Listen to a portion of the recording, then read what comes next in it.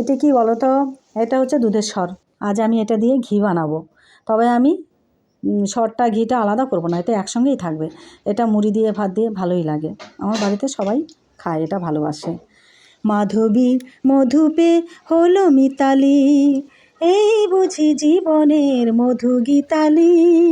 মাধবীর মধু পেয়ে হলো মিতালি, এই বুঝি জীবনের মধু গীতালি।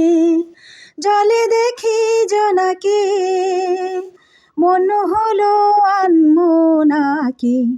মাধবী মধু পেয়ে হলো মিতালি, এই বুঝি জীবনের মধু গীতালি।